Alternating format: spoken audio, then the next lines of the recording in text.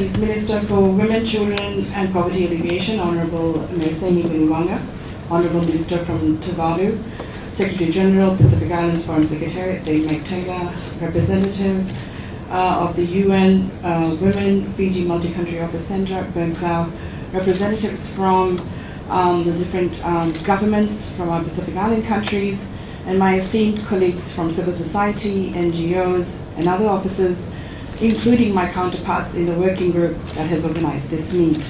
I share the space with my colleague Viva, who will come in right after me. Warm Bulabinaka to everyone.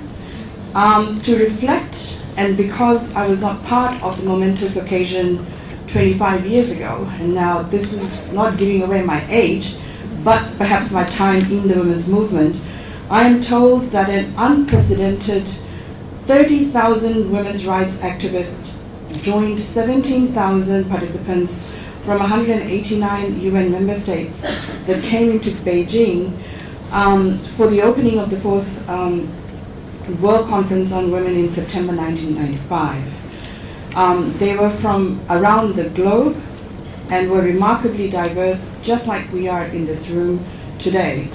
But they had a single purpose in mind: gender equality and the empowerment of all women everywhere. The Beijing Declaration and the Platform for Action, the most progressive blueprint ever for advancing women's human rights, came into being after intense 2 weeks of political debate.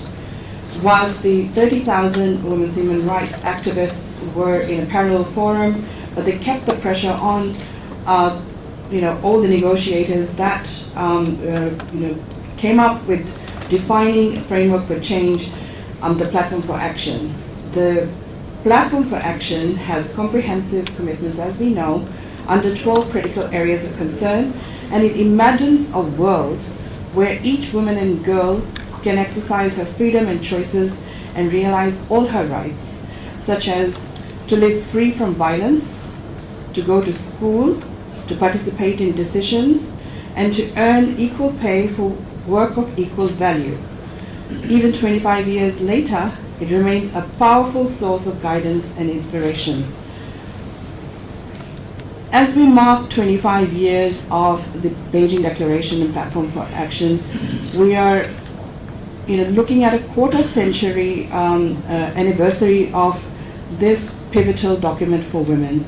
And I'm reminded of a quote from a report by a close feminist ally, Women's Environment and Development Organization, WIDO, who in their Beijing at 10 global monitoring report, which was called Beijing Betrayed, put the spotlight on government's failure in fulfilling promises to turn Beijing platform into action.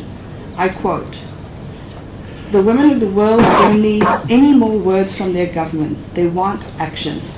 They want resources, and they want governments to protect and advance human rights."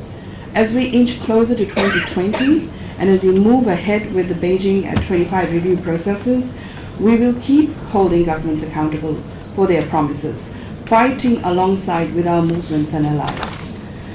Over the 25 years in our Pacific region, we have seen governments and civil society translate the Platform for Action into concrete changes, which include there are more women perhaps in leadership and in political offices now, enactment of laws against gender-based violence, more constitutions that guarantee gender equality. However, no country yet has finished this agenda as we see. Women earn less than men and are more likely to work in poor quality jobs. Over 70% of women will suffer physical or sexual violence in their lifetime. Gaps in sexual and reproductive health and rights are widening. The further curtailing of women's rights through entrenchment of systemic barriers in the emerging issues is widening the gap. 25 years has brought us challenges greater than the original 12 critical areas of concern. We see new forms of violence. We see violence that is inflicted through online media. And we see the climate crisis interlinking with the lives of women and entrenching women and not providing them space to move out of that. So finally, the 25-year anniversary of Beijing opens up new opportunities to reconnect, regenerate commitment, charge up political will, and mobilize us all. Everyone has a role to play. Gender equality and women's empowerment and women's human rights are everybody's business. We must act now.